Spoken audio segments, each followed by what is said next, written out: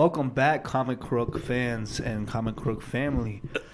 I'm going to be more happier to be back. It's been a long time. I am so sorry for the wait, for everybody who's been waiting and has been sticking with us through everything. We appreciate your support.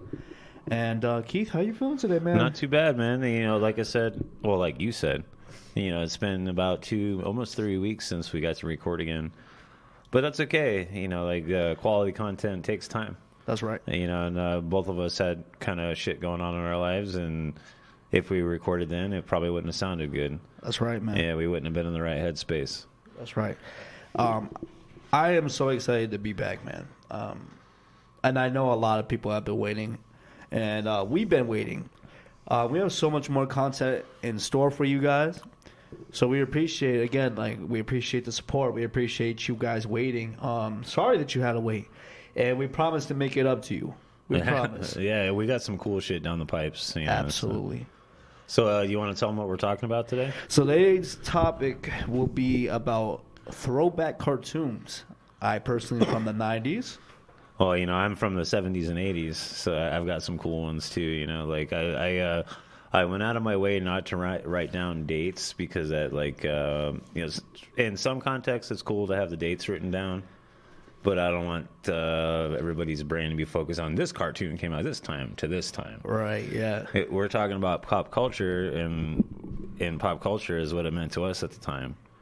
So, like, do you want to get started? Do you want to? I'm going to say one that is a major, major key as far as the start of a lot of superhero shit for me was Batman the Animated Series. Groundbreaking. Yeah. I mean, one of the cool little notes that a lot of people don't know is that cartoon was actually drawn on black paper.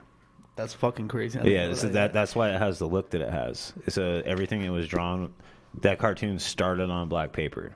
You know, and that's why Gotham in that cartoon context looked the way it did. You know, and then we get Kevin Conroy. You know, the voice of Batman, as far as I'm concerned. Yeah, like, absolutely. Like when I read Batman comic books, that's the voice I hear. Yeah. You know, and then you had Mark Hamill as the Joker. I mean, come on, Mark Hamill, man. Oh, yeah, I remember. You know what I mean? Luke Skywalker as the fucking Joker, guys. Come on. I remember being like a 8 or 9 year old being like, "What? Luke Skywalker is the Joker?" Amazing. Yeah, I remember having that realization. Like, what? No way. And like, I forget the name of the opening episode, but it's long story short, the Joker runs this guy off the road, and he gives him a rose, and at the end of the episode, he kills him. Yeah. I remember that. Yep. So you know, you get the introduction of the Mark Hamill Joker, the phenomenal voice actress, I forget her name, Tara Starr, that birthed Harley Quinn. Right. You know, we didn't have Harley Quinn before the Batman the Animated Series. Yeah. A lot of groundbreaking major shit happened in Batman the Animated Series. Well, and for me, it was such a big deal because growing up, I had I had the comic books, and then I had the Michael Keaton movies. Right. Yeah. You know, and then you get the Batman Animated Series that the theme song was the same. You know. Yeah, bro. You know, it's crazy because obviously I wasn't necessarily in the era that that comic came out directly, but going back, because I have read a lot of the older comics, going back, I can't think of anything more that embodied what it was to read the first, like, almost redo of Batman when he got a little bit more darker. Yeah, Frank Miller's Batman, yeah. So this, to me, was the embodiment of what that was. I am vengeance. Yeah. I am the night.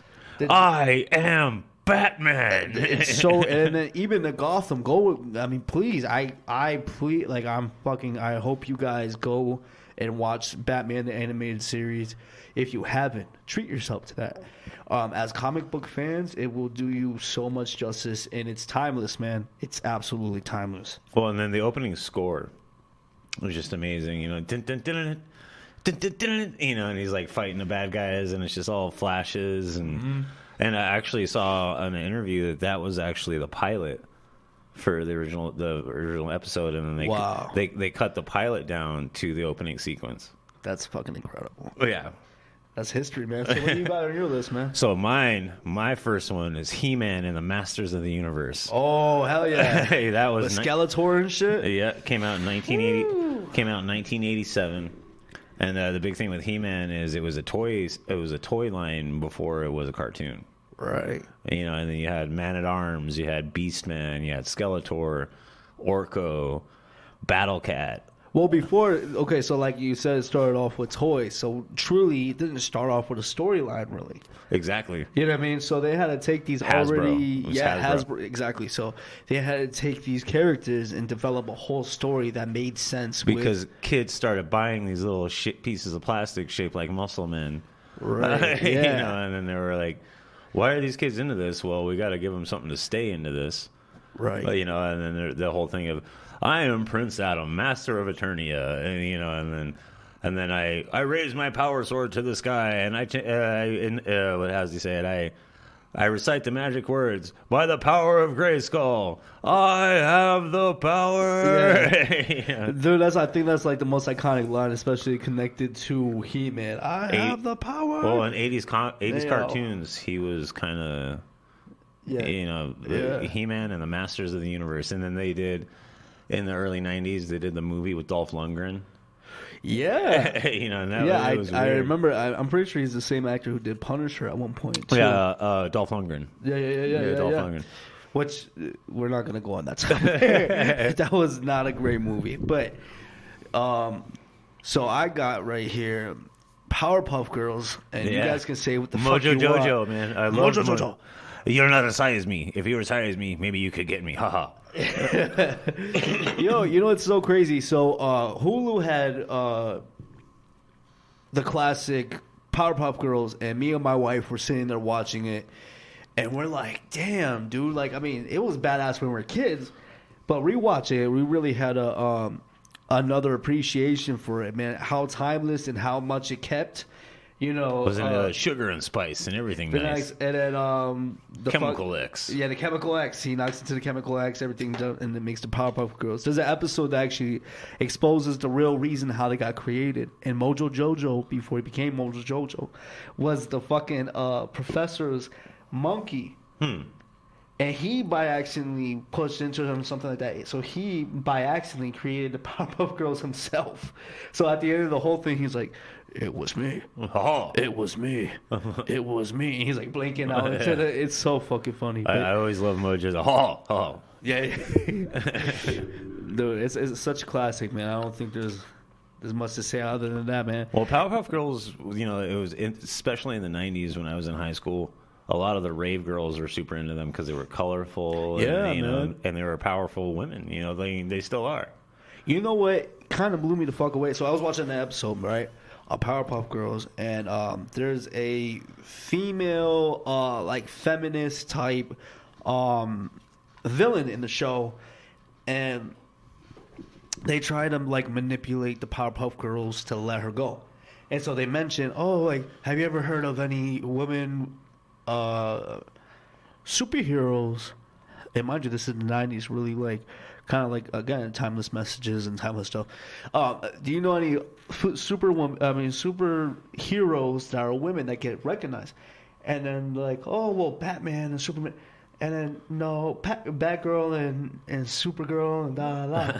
And then she's like, yeah, but they're all pretty much variations of the male whatever, you know.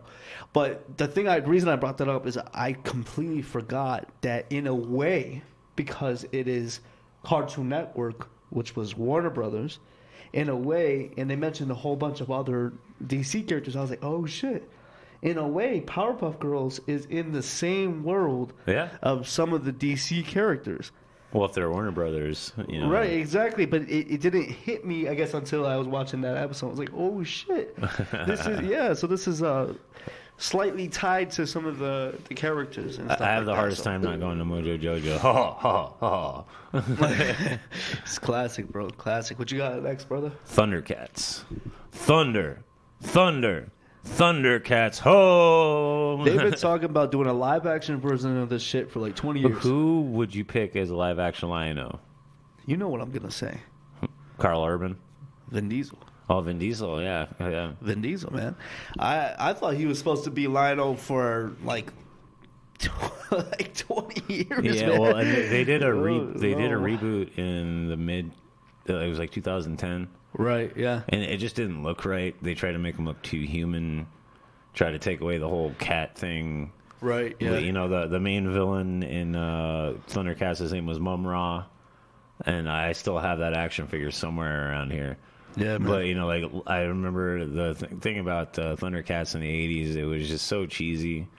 Like, all the voices were like this. And, oh, he is evil, and we will stop him. Yeah. But that's the 80s. And definitely the 90s, too, man. Yeah. Definitely the 90s, We too. had Lion-O, Panther, Cheetara, Tigra, the twins. I forget their names. Yeah. And Thundercats, and my thing was, like, I remember having the action figures, and big thing in the 80s was having action figures on top of the cartoons. Right. So, like, I had this one Lion-O action figure, which I'm sure if any of you 80s listeners out there, it was a Lion-O action figure with this little battery that you push into his back and his eyes would light up. It was this very specific 80s toy. It was like this weird little thing you got that you slid a battery inside of, and you press it against Lion-O's back. That sounds fire, though. And instead of just putting a battery in Lion-O, but you press it against his back and it made his eyes light up. That sounds fire as fuck, though. Thundercats. Sorry, go ahead. So, I'm going to ask you, obviously, Thundercats is huge, even in the 90s, man. Yeah. I mean, it was brought into the 90s, but definitely it started in your generation. As far as live action goes, who would you like to see directing? Directing for Thundercats? Yeah. See, that's a good one. You know, like, I would want to, like, dude, I've got a couple, Feige. I can't hate on Feige, I dude. love Kevin Feige. If you're listening to Kevin Feige, you got nothing but love and respect from us. Well, you know what my answer is Kevin Smith. Kevin Smith. Yeah, to direct a live action Thundercats, like you said Vin Diesel for Lion-O, I would say Carl Urban. Okay. Yeah. You know who I would say for that project, because I would like it to go a little darker. I would give it to Zack Snyder. Oh, yeah. I know that sounds crazy, but I would give it to Zack Snyder, and I would let him just Snyder it the hell out. Bring in some dark, because the whole concept of the Thundercats is the reptilians come in and try to take over Thundara. Right. You know, so See what I mean? you know, and they try to take the Sword of Omens, which is the sword that Lion-O has. That he does the whole thing where it gets longer and Right. Yeah. Exactly. So that's where I would go with it. So what do you got next?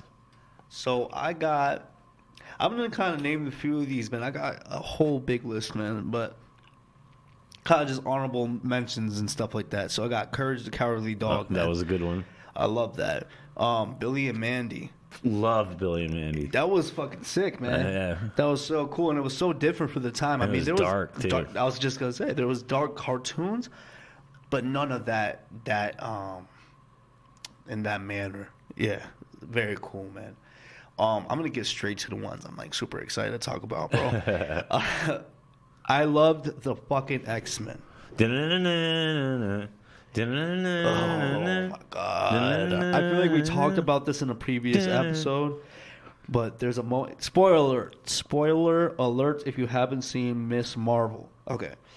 The last episode ends with her friend coming up to her like, "Look, we need to talk. There's something about your DNA. You're not 100%. I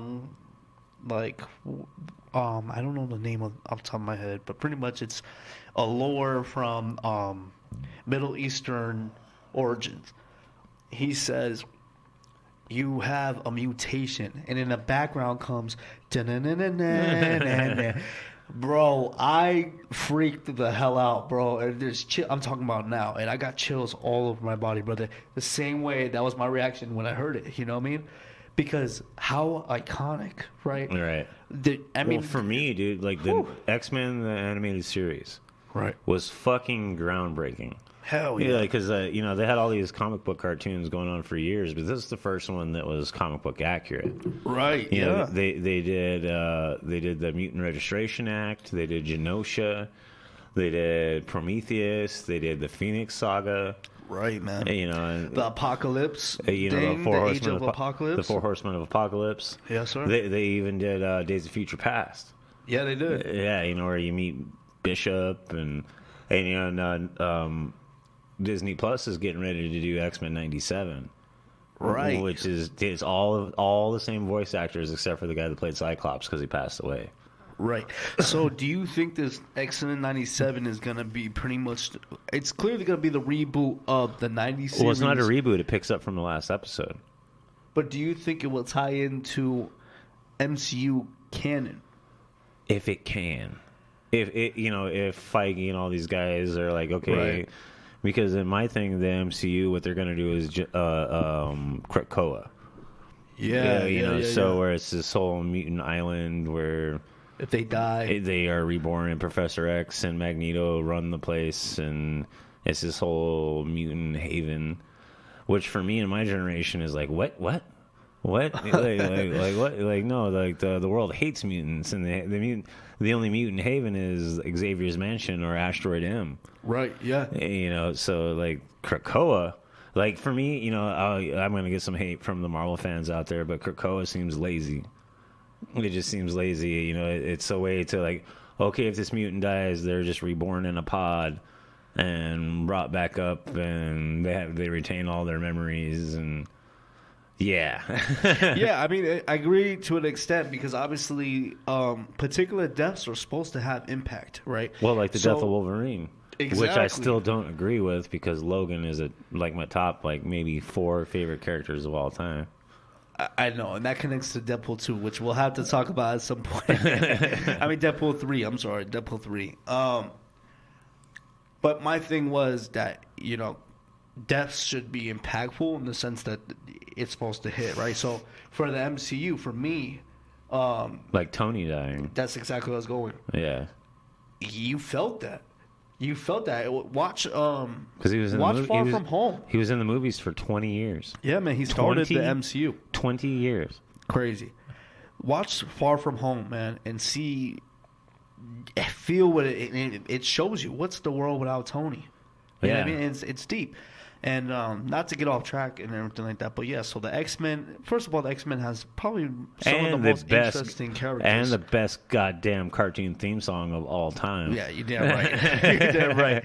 And so this actually leads me to my next amazing cartoon, the 90s Spider-Man. And the next one with another goddamn amazing fucking theme song. And it followed the comic books. It did. We got to see Venom.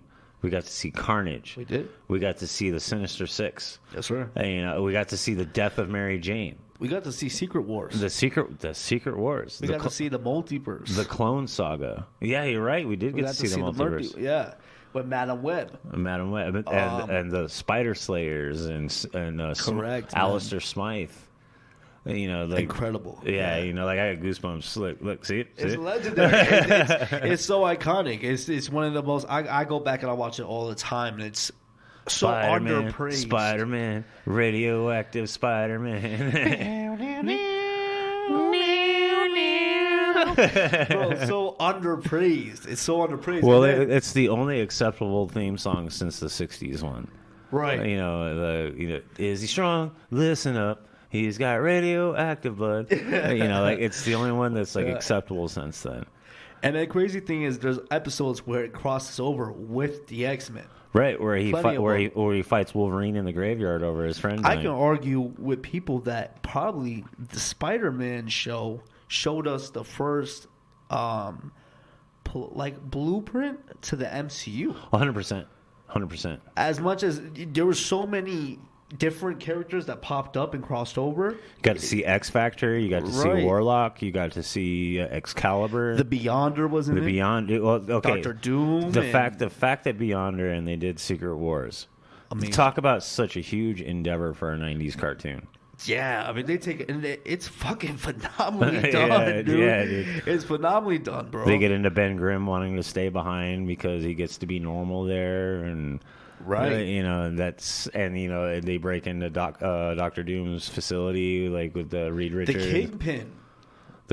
was huge. The Wilson Fisk voice in that cartoon was just, dude. Like when I read the comic books, I don't know off the top of my head who did his voice in that cartoon, but dude, like that's his voice. It's Spider-Man. That's my best interpretation of that voice. I'll tell you what, man. There's an episode that you probably remember. And it shows you the group that Captain America was in, and they're all super soldiers. Oh, the Howling Commandos. No, it was a different group. And they show you all these things, and that they had, so Cap had the actual super soldier serum. They had like this bracelet or something like that, if I'm not mistaken. Yeah, the Howling Commandos. The Howling Commandos is actually something completely different. Yeah, just for somebody who wants to correct me out there. No, it's a little different, but. So it gives the rest of the group abilities for a limited time period. And they were a group that literally helped Captain America and stuff. It was a fucking phenomenal storyline. And, I mean, just so underestimated. You guys got to give it a watch, man. Disney Plus, man. Thank God for Disney Plus. It's all on there. Go back. Watch the X-Men. Watch Spider-Man. Silver Surfer. The Fantastic Four cartoons. The fucking old Avengers. I mean, the Ultimate Spider-Man. Remember the Ultimate Spider-Man, right? Yeah, that was good. Which was like the futuristic one. Crazy dope. Oh, no, that was Spider-Man Unlimited. I'm sorry. Yeah, Spider-Man Unlimited. Yeah, yes. that one was really good. Fucking nuts. And the stylistics of the art was dope. One season for that.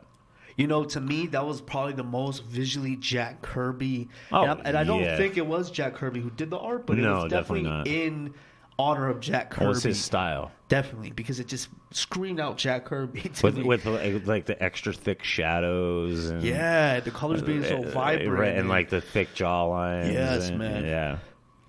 So before we move on, I can't, Spidey. I got Spidey tattooed on my leg. Yeah, man. And if it wasn't for Spider-Man, like I read Spider-Man like crazy. My dad taught me to read on Spidey. The '90s cartoon really truly kicked off and solidified my love for comic books. Wow. So like, because I didn't have the money to buy the books all the time, right? And on Saturday mornings, I got early in the morning, I got to get up and watch the next Spider-Man saga, they even did the Clone Saga.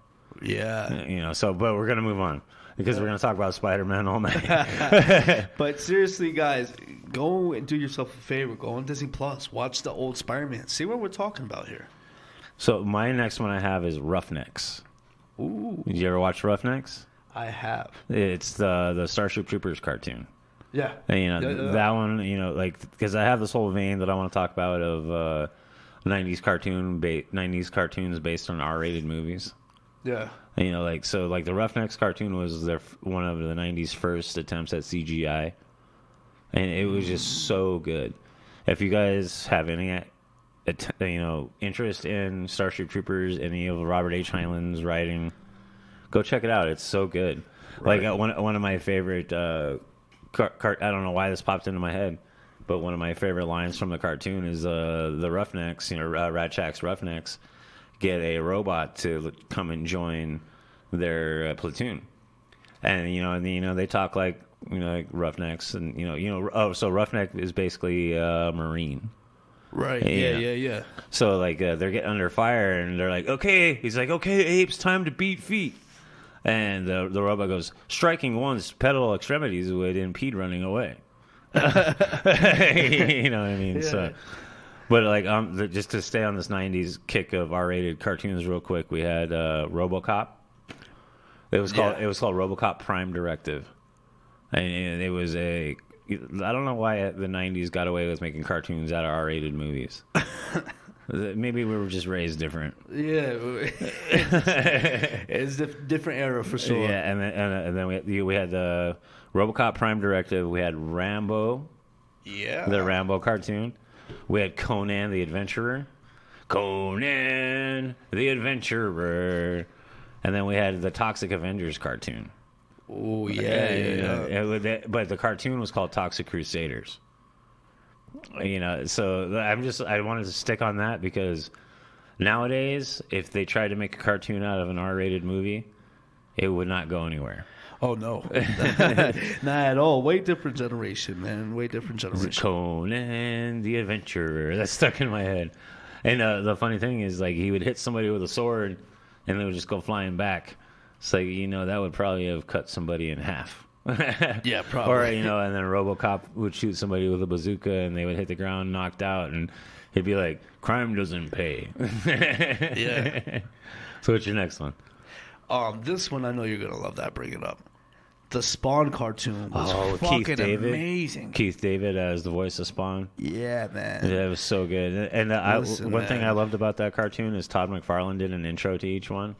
Yeah, it's no different than when Stan Lee popped up in some of the Spider-Man cartoon. It's just as iconic, Well, and just so you guys know, in the Nerdy Bone studio, I have a whole wall of Spawn comic books as wallpaper. So, like, Spawn is a particular favorite of mine. And mine as well. And like I said, with Keith David doing the narration, because he was Goliath in Gargoyles, which I have written down. I have that one as well. I'm so glad yeah, I'm so glad you keep going, bro. Keep going. No, I'm so glad you mentioned Gargoyles. Gargoyles was so, ahead of its time. Watch it and you'll understand what I'm saying. In a time before man. It was crazy. Or was it Magic and the Sword ruled the world? Yep. Yeah. There was even like an episode. There was an episode where one of the gargoyles was playing with a gun, right? That's right. That was Lexington. Yeah, and then by accidentally the bullet hit the lady. She went to the hospital. Masuka, yeah. And then I said, "Holy shit!" And it's almost like a gun safety episode. Well, it's like Batman did that at Death of Innocence. Same thing. Right. So, but like in the '90s, we hit different. Word, yeah. And one of the great things about the Gargoyles cartoon is almost the entire cast was the cast of Star Trek. I didn't even know that. That's crazy. So Xanatos was William Riker. Oh shit. Demona was Deanna Troi. Wow. Jean-Luc Picard was Magnus. Patrick Stewart was Magnus. That's fucking. That's crazy. Yeah. So that's iconic in itself. Well, and then, like, if you guys have what, so Gargoyles should be on. I think it's on Disney Plus. Disney Plus, yeah. So that is one, like, if you're not a '90s baby, say like you're a 2000s baby or even a 2010s baby, yeah, go watch Gargoyles. It's just so good. A lot of these things that we'll mention is kind of the 80s. 90s 2000 era. Yeah. If you guys haven't seen it, I really think you guys should just take the time and go see some of the things we're speaking on, because amazing cartoons. Well, and I feel bad that it didn't, because usually I will take time to write down actors and shit like that. Right. But that's why I just had this mental note of Gargoyles with all the Star Trek people. Yeah. So which one do you got next, man? So the next one I have is Ducktales. Woo! I have Ducktales too. Yeah. So tell me about your first experience with Ducktales. Well, first of all, I watched Darkwind Duck. Let's get dangerous. Yeah. Okay. So I started off with that. Launchpad McQuack. Yeah. So I started off with that, and then I watched let's tell them about Darkwing Duck real quick. Yeah. So Darkwing Duck was. He was a vigilante, man. Mm-hmm. He was a Duck Batman. He was a Duck Batman. Yeah, that's the perfect way to put it. Yeah, absolutely. He was a Duck Batman, and his face. His name was Drake. His name was Drake Mallard. That was his name was Drake Mallard, and it was badass. It was absolutely. It was almost like Warner Brothers and Disney agreed to do something together. Yeah. That's the best way to put it. He had the Duck Cycle. He had the Duck Cycle. Yeah, man. And then Launchpad McQuack was his sidekick. It was like Batman and Robin. Huey and not Huey and Luke, but there was two of the little ones. Yeah, it was his nephews, right? Yeah, if I'm not mistaken. Yeah, the nephews. Yeah, I remember this, man. It's iconic. Darkwing Duck. Let's get dangerous. When there's trouble, you call the W. Oh, my God. I'm pretty sure, I might be bugging, but I'm pretty sure there was even like a sign, like a light for Darkwing Duck. Yeah. It was deadass the Batman of... He was a Batman. He was a Batman. He was the Batman Duck. Well, and he was also a mix of the Phantom, too, because of his mask. Right, yeah. But Darkwing Duck, man, I'm gonna keep telling you guys, go fucking watch these cartoons. Disney Plus, man. Yeah, well, you know what? Everything we've brought up so far is available to watch on Disney Plus. Oh yeah. So that leads me to like the next one that I really wanted to talk about. All right. So that would be the JL, the big JL. Oh, bro. Justice League, man. Groundbreaking. Justice League. That cartoon was so badass and so again, like that was Kevin 2000s. Kevin Conroy, Tim Daly, Batman, Superman. Amazing. Yeah, and it was just I remember so check this, back in 97 I bought the VHS tape of the Justice League cartoon, and it was a movie because that was all it was going to be. Right. And then that turned into the first 3 episodes of the cartoon. Right, yeah. And so, if I'm not mistaken, the cartoon came out around like 2000, 97. Yeah, I was about to say like late 90s, early 2000s. And then it led into my other amazing Justice League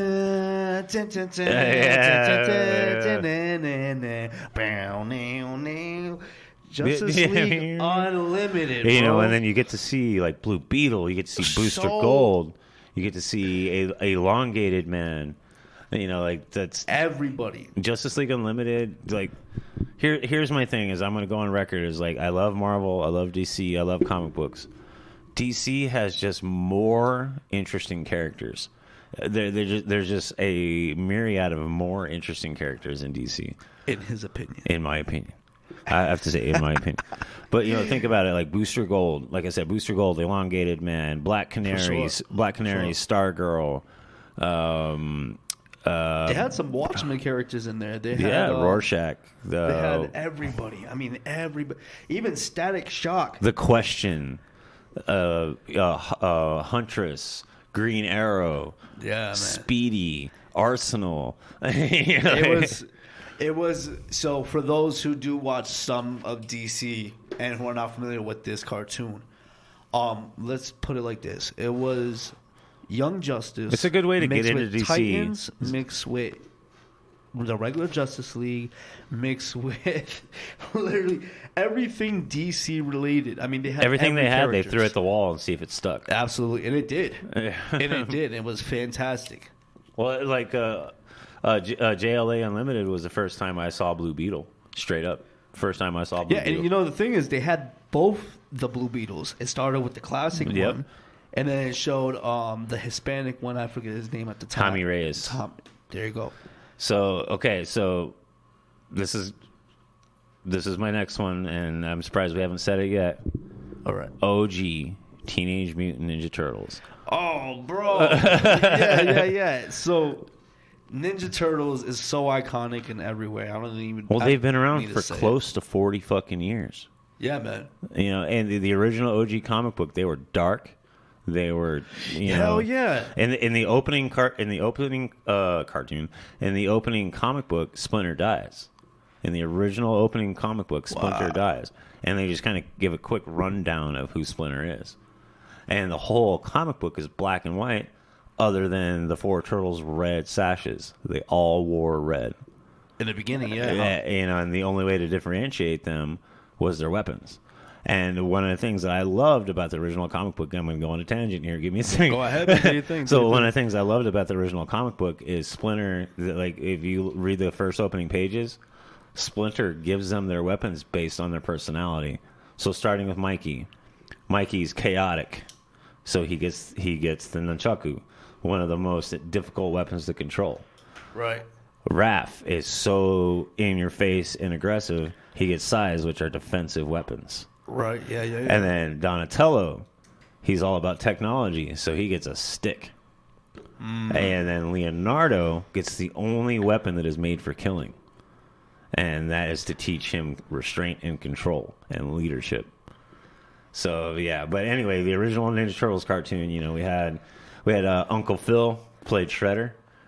Uncle Phil from Fresh Prince of Bel-Air was Shredder. Yeah. And then we had Krang. And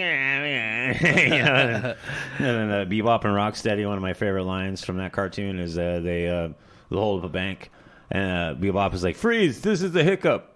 I mean a stick up." You know what? People try to like really crap on the movies, the live action. I movies. don't care. I love them. You know what? And the one with Megan Fox or whatever. I don't care. It's still good. I really liked the one with Beatbox and Rocksteady. Yeah, it's I still thought good. visually it looked like Beatbox and Rocksteady. And then the guy, well done. Stephen Amell, the guy that plays Green Arrow, was Casey Jones. Yeah. You know, so Yeah, like, you can't really beat that, man. Yeah, Come I mean, on. Stephen Amell, like, without getting into, because we're not talking about live action comic book movies right now, or shows, but Stephen Amell is a fucking phenomenal athlete. Or like, have you seen him do the salamander climb? I have not. You know, it's the ladder where you Oh, you just dude, like, dude. And apparently he got into that because his archery instructor told him that would make him better at pulling a bow back. So, wow. So like that's why he just, and then it turned into part of the show that he just like got up there and climbed like every single one. That's awesome. All right, so I nerded out for a second. Your turn. Nah, you're good. You're good. So I'm just gonna kind of run through some of them. I have a really big list, man. But I got Batman Beyond. Terry McGinnis. And First of it all- turns out that Terry is fucking Bruce's clone. Yeah. Essentially, yes, because of the Suicide Squad woman and she sets Amanda up- Waller, yeah. Yeah. If you haven't watched Batman the Animated Series, essentially Batman Beyond is the spin-off. It's if the not it's the only extension. It's the only acceptable sequel. It's the extension to that series, and it's absolutely amazing. Just as good as the original, in its own right. Static Shock was one of the coolest superheroes. Virgil Simpson, dude, he's such a badass character. One of the coolest superheroes that I didn't even realize was DC until earlier on in his show when Batman shows up in the Justice Robin League, and I'm like, holy shit, you know what I mean? And he represented people from urban areas. Well, he, you know what I mean? Well, you can put it this way: he was one of the first '90s cartoons that represented a black superhero, and that is 100 fair to say. One of the first mainstream cartoons that represented for sure. It represented a black superhero. Like, of course, we had Black Panther and stuff like that, but that was only known by people that read comic books. Yeah, you're right. And then Black Lightning came in. You know, like and Static Shock even went into. He was even in Batman Beyond. Yeah, he was. As it went on, you know. Yep. Sorry, I just like when you bring these up, I'm just like, go ahead, I forget that I got all this random ass knowledge. No, please do, bro. This is what makes me a nerd with gray hair. Dude, and I'm sitting here and I'm like reading my list, man, and like there's so many amazing ones. Transformers, Beast Wars. Beast Wars, dude. Beast Wars is. I used to get up and record that. So bro. Optimus Primal. Talk about a sick ass name, bro. Optimus Primal. Listen, if you guys, I remember this very strongly. I want to say Burger King. They had the Beast Wars toys for coming with your meal, and I used to want to collect every single one of them. So they had the cheetah one, Cheetor, and there was a rat one, and Rat Trap, and yes, man, all the Rhinox. There's Rat Trap, Rhinox, and they transformed. Those fucking toys were, Black Arachnia. Yeah. What was the Velociraptor? Dinobot. Fucking crazy, dude. It was way out of its years, man. I mean, it was ahead of its time. Absolutely. And this actually connects to the one that I really, really think is one of the most classic cartoons ever is G.I. Joe. G.I. Joe, the real American hero. Yes, sir. Dude, I used to watch that shit. You got to remember, so that came out when I was like 5. Well, wow. it was around when my dad was around. Right, yeah. So for me it was Duke. The main guy, Duke. Yeah, the guy that Channing Tatum played. Yes, sir. And then there was Warpath. Yep. And there was Shadowstorm. Depth Charge. Yep. Snake Eyes. Cobra Commander. Cobra Commander. Yeah. Destro. And I remember Cobra Commander always talked like this. He was really always, the old G.I. Joe, no, curse you. You know, the reason I said it connected when I was talking about the Beast Wars is they did crossover episodes with Transformers. They a lot of people don't know that. They absolutely did. And then there's one that goes, Cobra! He starts coughing. And I thought, like, all this shit is so iconic, man. Absolutely iconic. I mean, there's not, like, a lot of cartoons that hold the way a lot of the 80s and 90s cartoons did. It's because we did shit differently. Hardcore. Well, we didn't have as many, you know, I say we because I was there. Right. But we didn't have the restrictions. We didn't. Absolutely, we didn't have the cancel culture. We didn't have, like, Karen wasn't a thing yet. You're right. You're right, yeah. Like, I remember going to freshman year of high school wearing Marilyn Manson shirts with upside down crosses. So, wow. Yeah, exactly. That might not be something that passes for today. Yeah, so on that note, my next one is Beetlejuice. The cartoon, yeah. Yeah, Beetlejuice the cartoon. Fucking it ran, dope, dude, yeah. I don't know how I remember this, but it ran from 1989 to 1993. Wow. I mean, that's a long time for a cartoon. Hell yeah. And one of my favorite jokes from that cartoon is Beetlejuice and Lydia are on this Another World game show, and the prize is $1,000. So they win it, and it's $1,000 big bucks, and then they win the game show, and it's a bunch of fucking bodybuilder deer. You know what? I do remember that shit. Yeah. And he's like, $1,000 big buck. Oh, that's hilarious because I do remember that, bro. That's hilarious. Okay, I got another one that I got to fire off the top. All right, man. Captain Planet. I had that on my list. Captain Planet. Yeah. He's our hero. Gonna take pollution down to zero. So Captain Planet came out at a time where it was very popular to have a team that had different powers. Right. You got Power Rangers. You got Beetleborgs. You got man. You know, so like when a team each guy had its own color associated and a power associated. Right. Yeah. And so in Captain Planet it was Earth, Fire, Wind, Water, Heart. Yeah. And, you know, and I remember like Heart. Like, that's kind of bougie. Yeah. But, you know, I was a 10-year-old, you know, and I was like, okay, Heart, you know, that's cool. That's life. Right. Because, you know, I forget the character's name, but he could control animals. Or not control, but he could talk to animals. Right, yep. And there was, I don't know, Wheeler was my favorite. He was the one that could control fire. Oh, yeah. And then we had, I can't remember their names. Wheeler's the only one I remember. The guy from Africa could control Earth. Yeah, Earth. You know the thing Wind. was, it was so ahead of. I keep saying it's ahead of its time because truly these cartoons were, but that one was ahead of its time in a different The whole way point because was each of them were different ethnicities. Yes. And they're all representing different elements of what this world is created to be. Well, like the guy which is from a powerful message. The today, guy from America. You know? The guy from America was fire. Right. You know, the guy from Africa was Earth. Right. The guy from India was life. Like I said, they tried to assign everybody a specific thing and try to not be racist, but they were a little bit. Yeah, I mean, I think they had a good intent, but I mean, it was a little stereotypical. Like I don't know why the girl from Russia was Wind. Yeah, I guess if you analyze it in that level, yeah, that's true. So what we're gonna get at now is we're just gonna do some honorable mentions, and like if you guys want a part 2 of this, we've got a lot more. Absolutely. Or just some that you think that we didn't mention. Please let us know. Right, and we want your input. We also created a Facebook page for our fan page.